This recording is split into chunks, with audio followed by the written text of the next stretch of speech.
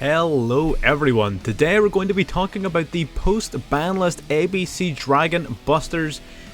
Losing their Union Carrier to the ban list was a massive hit to this deck, to be perfectly honest. They really rely quite heavily upon the Union Carrier to get a lot of their sort of gas and plays going. So I had sort of assumed that this deck was going to be not unplayable, but I thought it was going to be pretty bad, right? Post-ban list. So I picked it up, I've been testing it out in ranked, and you know what? It has actually blown me away with how good it still is. It is really good. We're just fresh off of like a 6-win streak with it. This deck's incredible. It plays very differently now though, right? So we've had to sacrifice a lot of our gas because the Union Carrier's gone. So Union Carrier made the Galaxy Soldier engine way more consistent, so we've had to cut that.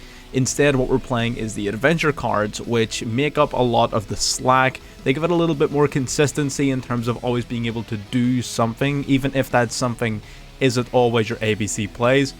It doesn't hinder your ABC engine in any way, which is why it's such a good engine to have. It gives you extra negates, extra bodies, extra bounces, everything like that. So the adventure engine has been phenomenal in securing wins rather than just turboing out your combos, which has been really good.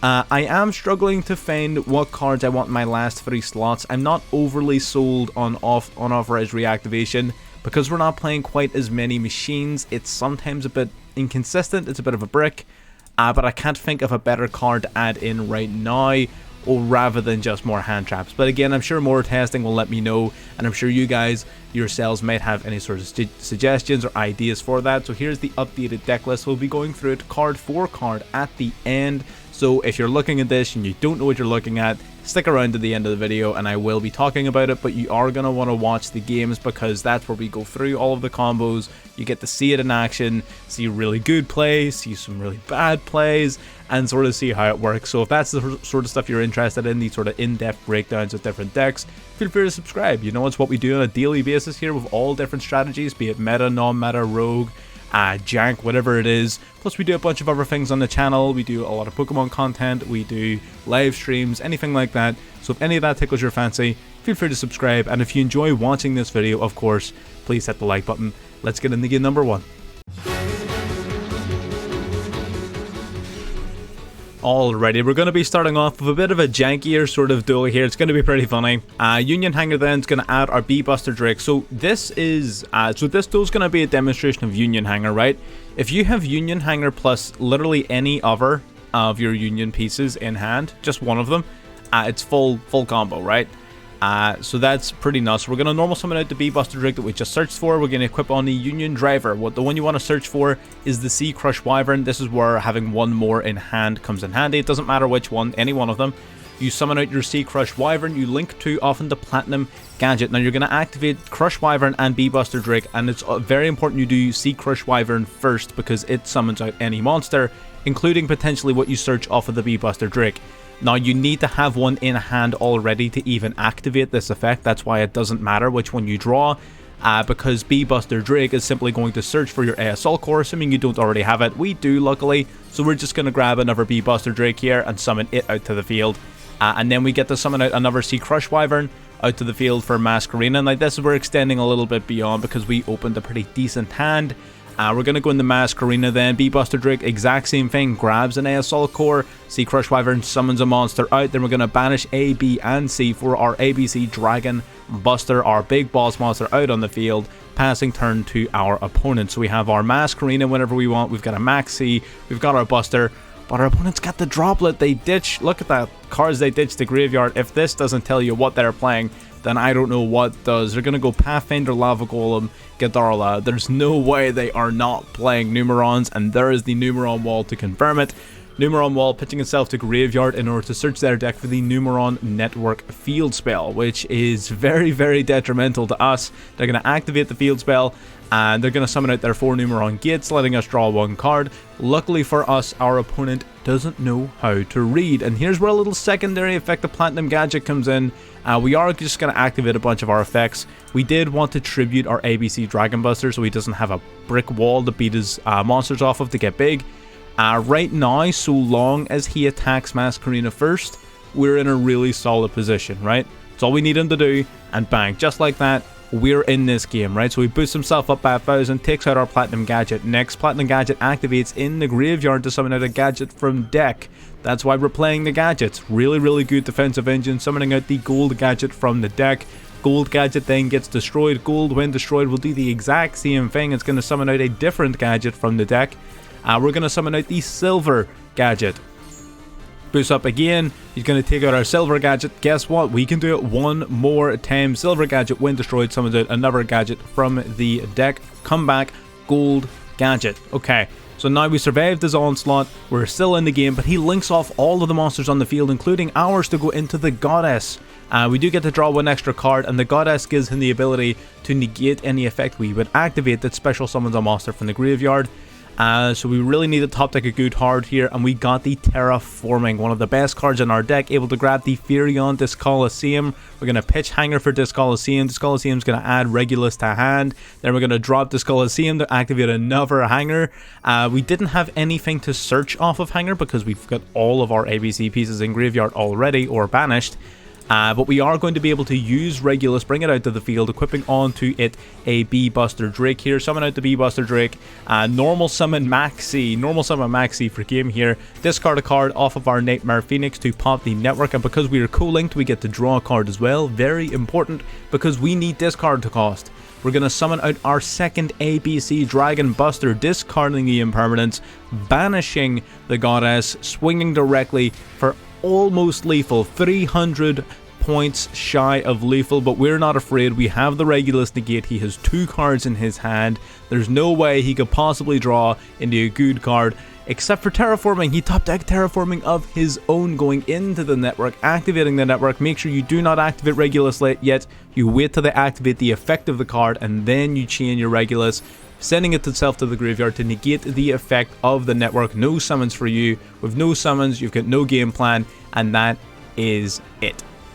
There you go. A bit of a janky game. You know, we showed off the whole sort of Union Hanger combo and everything at the beginning, and then we get completely shut down, and then we have to fight our way back up from the bottom again, which is something that this deck is really good at doing, right? You get so much follow-up and a lot of resources. So honestly, that's one of this deck's specialities, which I love so much. And yeah, really good game all around. Let's get into game number 2.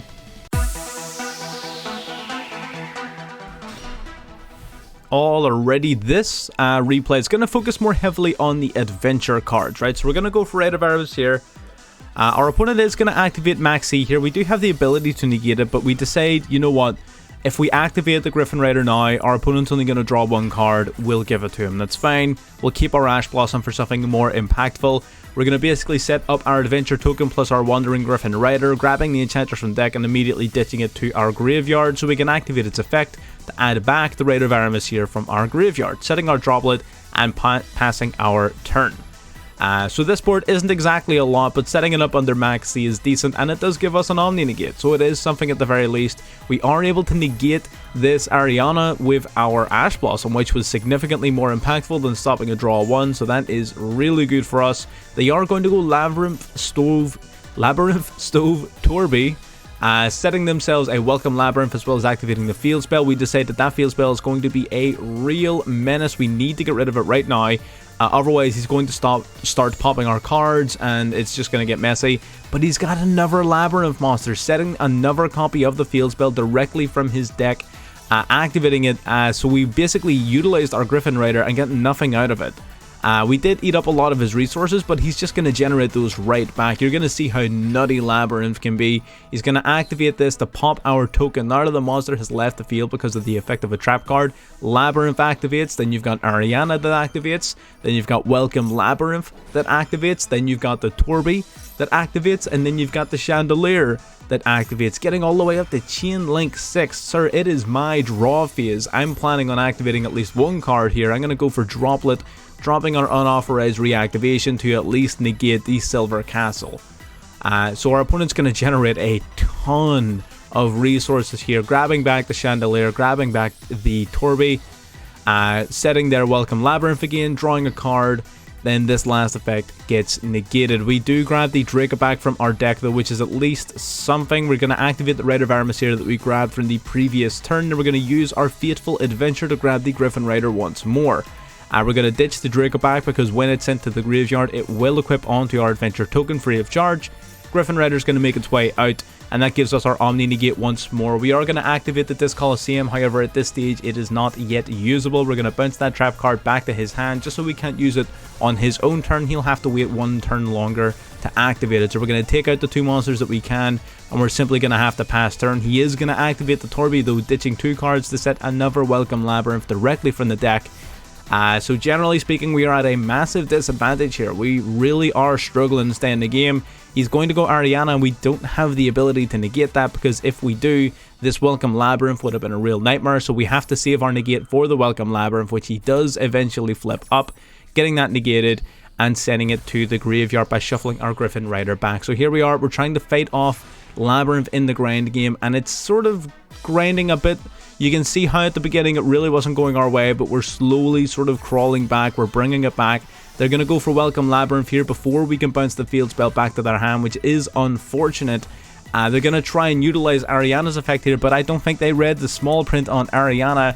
I believe their plan was to use its search effect as well as use the other one to revive the Silver Castle from the graveyard, but if you read this card's text, you can only activate one of its effects per turn.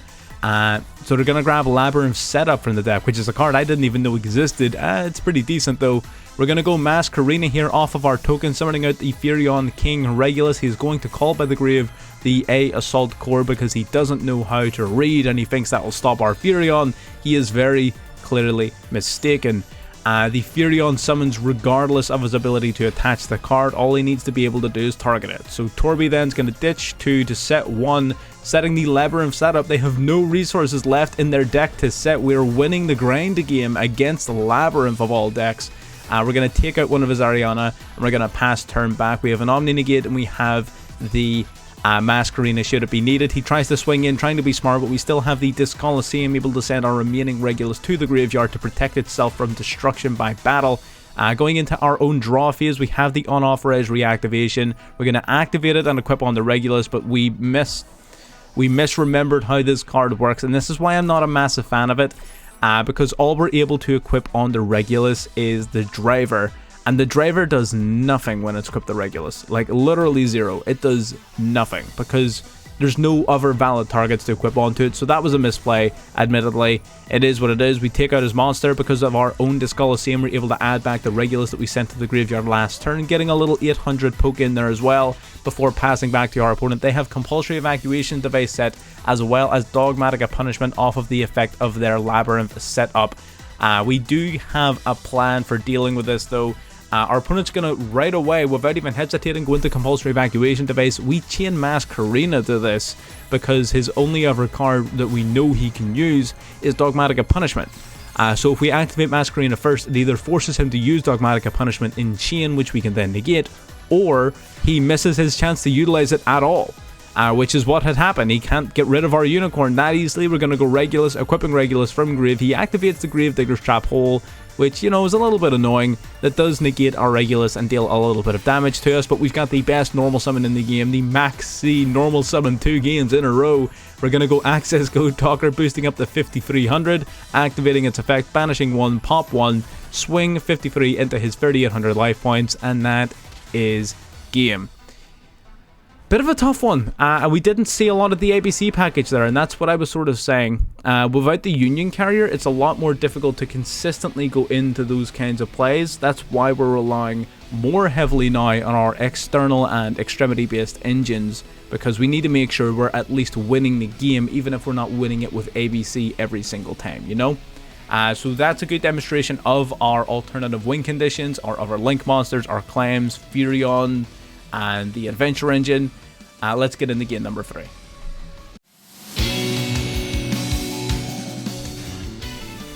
Alrighty, so I'm going to preface this game very quickly by saying this hand is absolutely insane, right?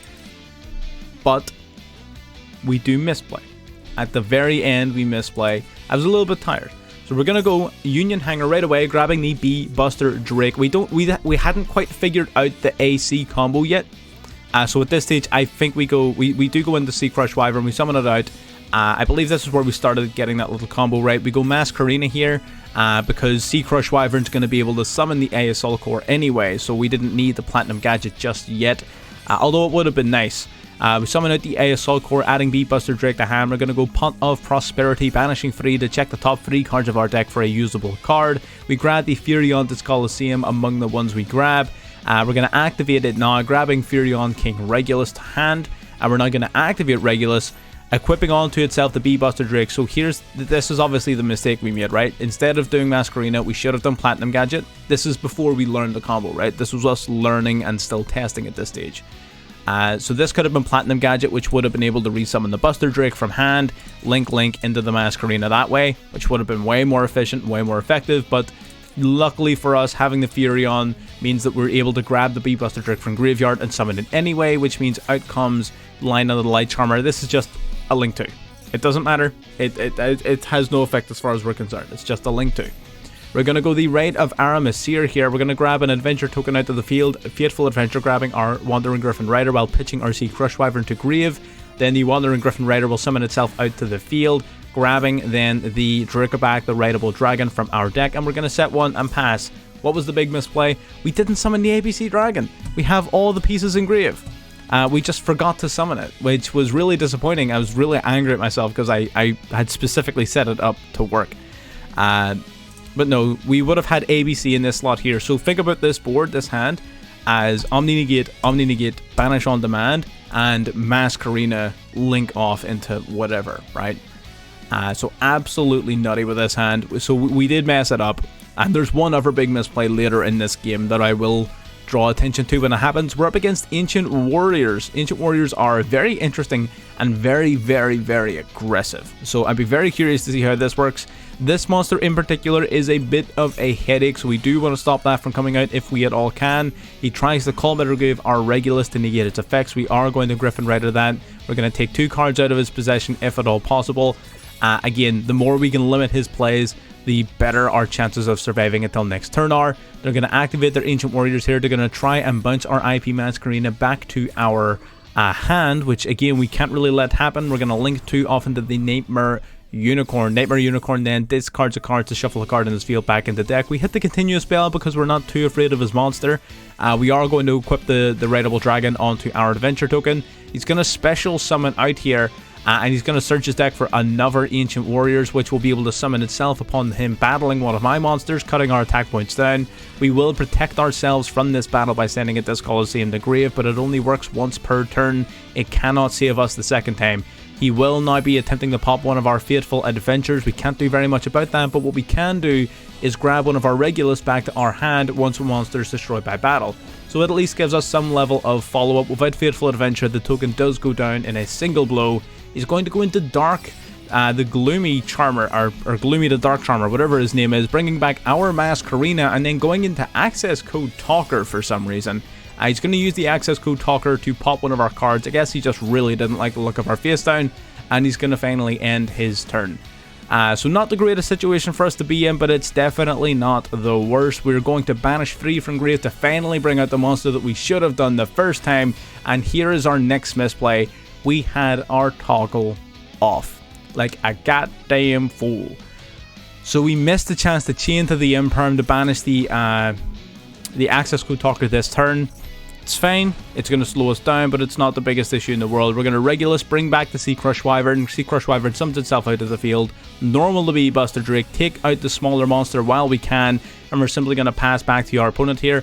Now, during the draw phase, before he gets to activate his Access Code Talker's effect, we ditch 1, banish the Access Code Talker. You're now out of win conditions, my friend, and that is GG's. So we did misplay there quite a lot. We misplayed really heavily. Very unfortunate. We were super tired when it came around to playing this game. We were testing and building this for quite some time. No excuse for bad plays, but you know what? It was still such a good replay that I wanted to show it off anyway. So there you go. There's Ancient Warriors for you. Let's get in the game 4.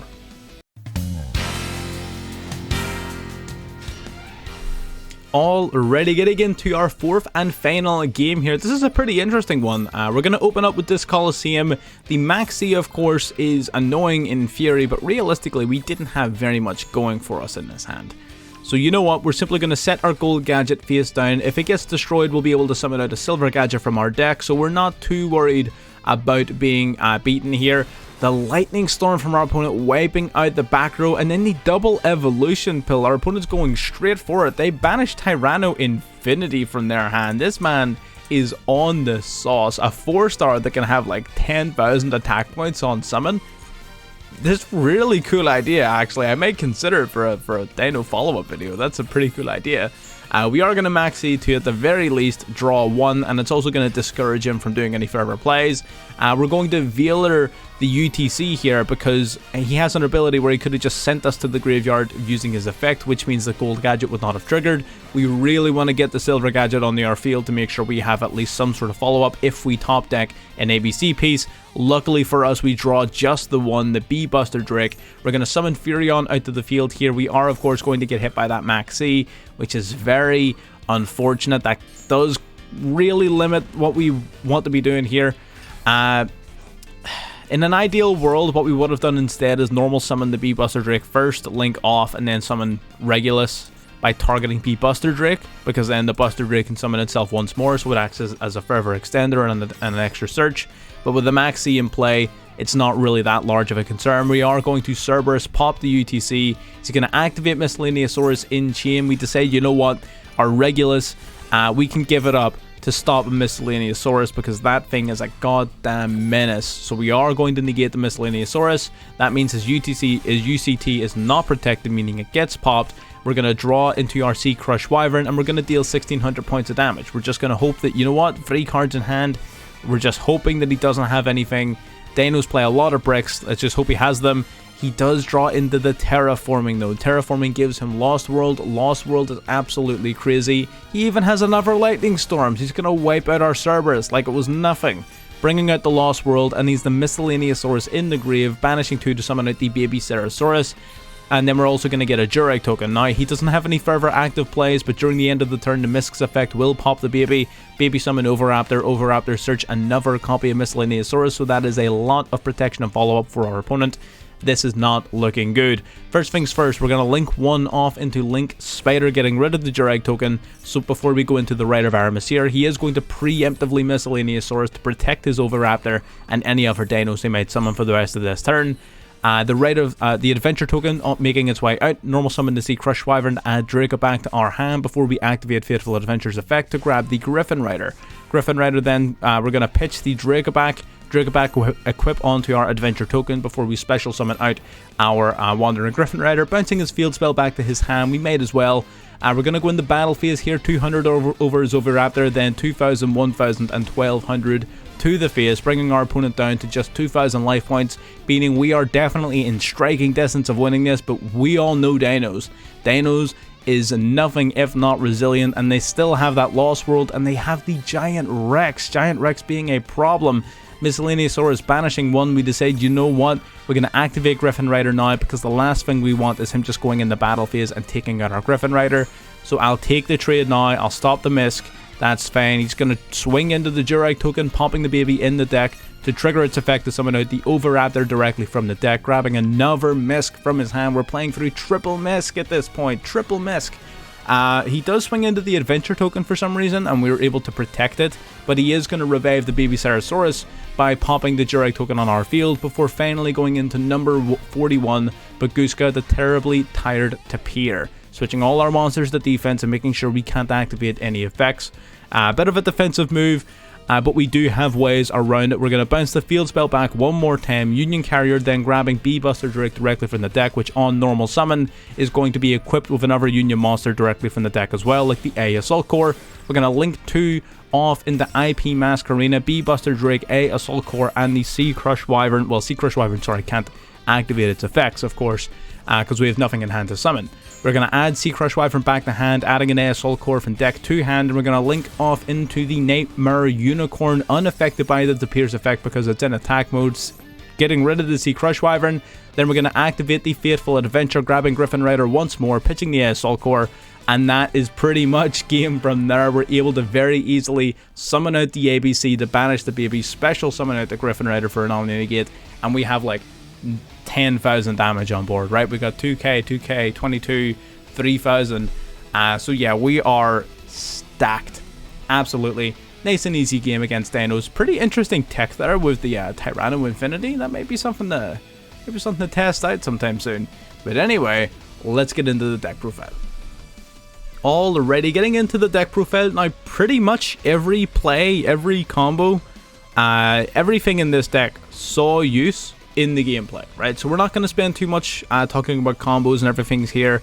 You've seen the combos in the gameplay already. If you skipped here from the start of the video without watching the gameplay, well, you're missing out. I would recommend going back and checking it out. And if you, by the way, have watched through all the gameplay and you've gotten to this point and you haven't liked the video yet, if you're enjoying what you're watching, do me a wee favor and help me like the video. You know, every little bit of interaction helps drive us along here in our targets. We're hoping to get 1,200 subscribers by the end of February, so every little bit will help us out an awful lot. So I would appreciate it if you did. But anyway, let's get into the profile here. First things first, hand traps, interruptions, things like that. What are we going to be doing with these? I was initially playing this lineup, the double Veiler, double Maxi, double Ash Blossom, double Droplet, and double Imperm, right? That was what we were initially running. I would, in hindsight, probably drop the Droplet for Call by the Grave. I think Call by the Grave is better. Droplet was better when the deck was running all of its gas and had loads of monsters and everything, but now that it isn't, it's not that strong, right? You could even replace Unauthorized Reactivation Device with Droplets, maybe even a Crosshair if you really want to resolve your plays, but probably not necessary.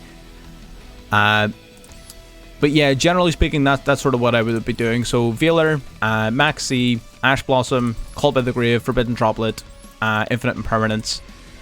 You can do whatever you want with those, right? There's 10 slots, 10 empty spaces in your deck. Go nuts. You do you. So we're going to break this down then. So first of all, we're going to talk about the adventure cards, of course. We're playing 1 Enchantress, 2 Rite of Aramasir because we're limited to playing those, otherwise we would be playing more. We got the 1 Drugabag, the Raidable Dragon, to be searched for and activated off of the Fateful Adventure. And we've got the 1 copy of the Wandering Griffin Rider. That rounds us off for our adventure engine. Again, you saw this non-stop in the gameplay. I'm not going to stop to explain it. You will see it in the games. Then we've got our gadgets. Very quickly, just silver and gold. Silver and gold, when destroyed, you get to summon the other one from the deck once per turn. So it's a bit of a defensive engine. They also have an effect where if normal or special summon, you can special summon a level 4 machine monster from your hand so they can chain with your ABC pieces into various link plays, which is pretty good. They also work off of your Platinum Gadgets effect. When Platinum Gadget gets destroyed, you get to special summon a gadget directly from deck, which means that it turns these guys into an amazing defensive tool, as you saw in Game 1 against Numerons. Game 1 against Numerons, Platinum gets wiped out, Platinum summons gold, gold summons silver, silver summons gold. It's pretty nuts.